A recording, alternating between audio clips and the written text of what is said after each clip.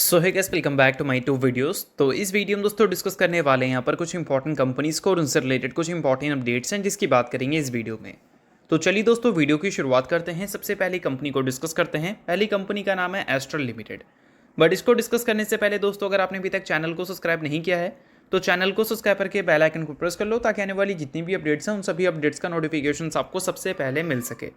तो चलिए दोस्तों वीडियो की शुरुआत करते हैं। सबसे पहले बात कर लेते हैं एस्ट्रल से रिलेटेड कुछ इंपॉर्टेंट अपडेट्स के बारे में। सो दोस्तों, पिछले कुछ टाइम में एस्ट्रल के जो नंबर्स हैं उसमें काफ़ी ह्यूज हमें स्लो डाउन देखने को मिल रही है। अगर पिछले एक साल में देखोगे कंपनी के सेल्स ग्रोथ को तो वो हमें मात्र 5% का देखने को मिलेगा और प्रॉफिट तो हमें डी ग्रोथ रिपोर्ट करती हुई दिख रही है।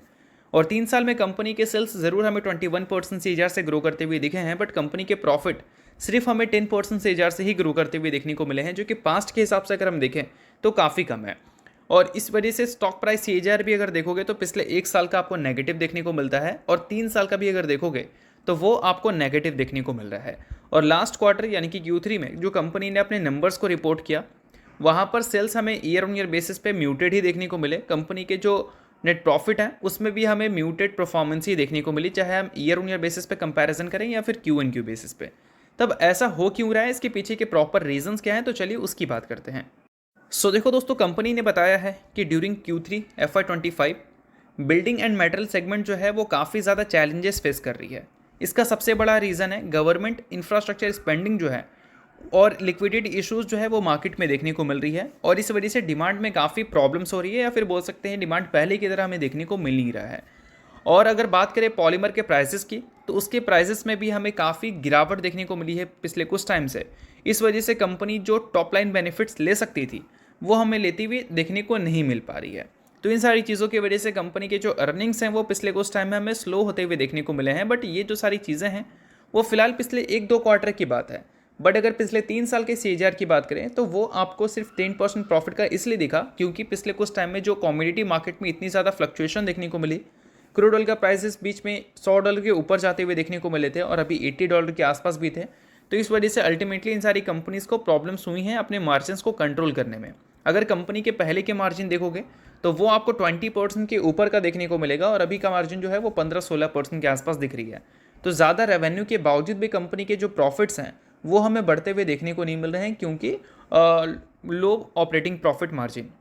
और दोस्तों, सबसे इंपॉर्टेंट कंट्रीब्यूटिंग सेगमेंट को अगर देखें जो कि है पाइपिंग का, तो उससे कंपनी ने इस Q3 में 990 करोड़ का रेवेन्यू जनरेट किया, जिसको अगर ईयर ऑन ईयर बेसिस पे कंपैरिजन करें तो 0.8% हमें कम ही देखने को मिला। और उसके अलावा दोस्तों, कंपनी से रिलेटेड और भी कुछ अपडेट हैं। लाइक प्लम्बिंग बिजनेस से अगर कंपनी की EBITDA ग्रोथ देखोगे तो वो हमें 10.9% की देखने को मिली। 183 करोड़ का EBITDA इसने रिपोर्ट किया। अब इसके रीजंस उन्होंने हाईलाइट कर दी है जो कि मैंने बताया। पॉलीमर प्राइसेस में काफ़ी ज़्यादा वॉलेटिलिटी देखने को मिल रही है और इस बार का EBITDA मार्जिन जो है वो 18.5% हमें देखने को मिला। और ग्रॉस मार्जिन की बात करें तो वो हमें 39% की देखने को मिल रही है। और भी दोस्तों, कंपनी ने कुछ चीज़ें हाईलाइट की हैं जिसमें बताया है इन्होंने कि US सर्टिफिकेशंस का जो कंपनी को काफ़ी टाइम से वेट था वो फाइनली अब कंपनी को मिल चुका है। अब सर्टिफिकेट US से कंपनी को मिल चुका है तो इसका मतलब ये है कि अब कंपनी को हेल्प मिलेगा एक्सपोर्ट करने का, या फिर बोल सकते हैं जो बाहर के मार्केट को कंपनी टारगेट कर रही थी, लाइक यूरोप की मार्केट की बात करें या फिर अदर ग्लोबल मार्केट की बात करें, तो वहाँ पर जो कंपनी एक्सपोर्ट की अपॉर्चुनिटी दिख रही थी अब फाइनली उसको कंपनी यूटिलाइज कर सकती है। तो इन सारी चीज़ों को भी कंपनी ने हाईलाइट की है।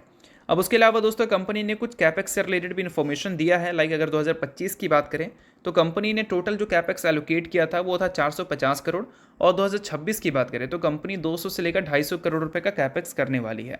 बट कंपनी ने ये भी बताया है कि 200 से लेकर 250 करोड़ का जो कंपनी कैपेक्स करेगी अपने कैपेसिटी को बढ़ाने में, ये कैपेक्स के बाद कंपनी को और कोई भी बोल सकते हैं नीड नहीं होगी अपने कैपेसिटी को बढ़ाने की। लाइक मार्केट में जो डिमांड है उस डिमांड को फुलफिल करने के लिए इतना कैपेक्स पूरी तरह से सक्षम है, या फिर बोल सकते हैं इतने कैपेक्स से जो कंपनी कैपेसिटी को बढ़ाएगी उसके बेसिस पे डिमांड को कंपनी कंप्लीट मीट कर सकती है। तो ओवरऑल फ्यूचर गाइडेंस तो कंपनी के सही देखने को मिल रहे हैं, बट अगर प्रेजेंट नंबर्स की बात करें तो उसमें क्यों गिरावट है उसके रीजंस को हमने डिस्कस कर लिया।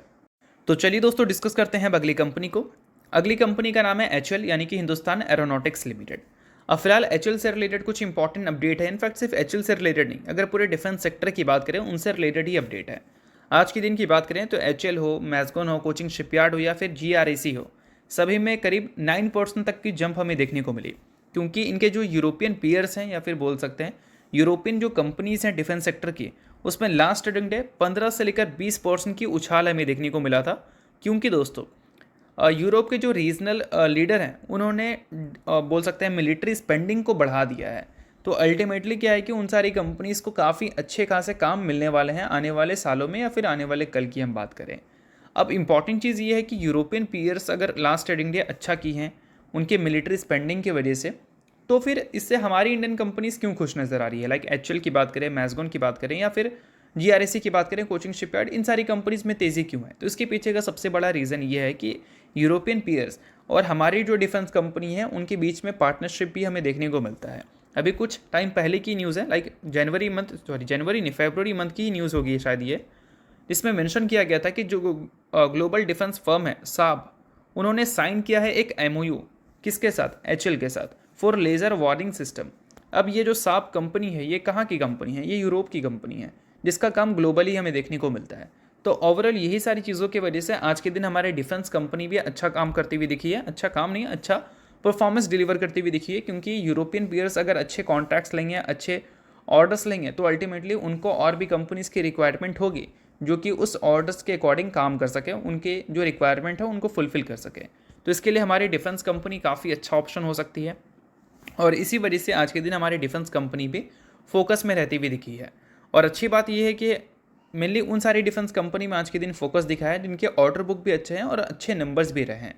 अब मैज़गॉन की बात करें तो इनके ऑर्डर बुक भी काफ़ी शानदार रहे और कंपनी के अगर नंबर्स की बात करें तो पिछले एक साल में कंपनी की जो रेवेन्यू ग्रोथ है वो हमें 35% से देखने को मिले हैं और प्रॉफिट 72% से देखने को मिले हैं। और 3 साल और 5 साल का भी revenue and profit growth CAGR देखोगे तो वो आपको अच्छा ही देखने को मिलेगा। सिर्फ 5 साल का रेवेन्यू ग्रोथ CAGR 15% है, बाकी सभी पैरामीटर्स किसी भी इन्वेस्टर को इंप्रेस करेगा और उसको कंप्लीट स्टॉक प्राइस ने भी रिस्पेक्ट किया है। अभी पिछले कुछ टाइम में वैल्यूशंस करेक्ट ज़रूर हुआ है मैज़गॉन के शेयर में, बट अल्टीमेटली अगर नंबर्स को देखोगे तो नंबर्स के बेसिस पे परफॉर्मेंस को कहीं ना कहीं हम पूरी तरह से अच्छा जस्टिफाई वाला बोल सकते हैं। अभी इसका जो पेग रेशो है वो 1.08 का है, यानी कि अगर थोड़ी और करेक्शंस इस कंपनी में होती है तो इससे बिल्कुल भी हैरान मत होना, क्योंकि अगर पेग रेशो कम रहेगा 1 से तो फिर वैल्यूएशन वाइज ये सारी कंपनी अट्रैक्टिव होगी। तो आज के दिन डिफेंस कंपनी लाइक मैज़गॉन, HL ये सारी फोकस में क्यों थी, इसके रीजंस हमने डिस्कस कर लिया।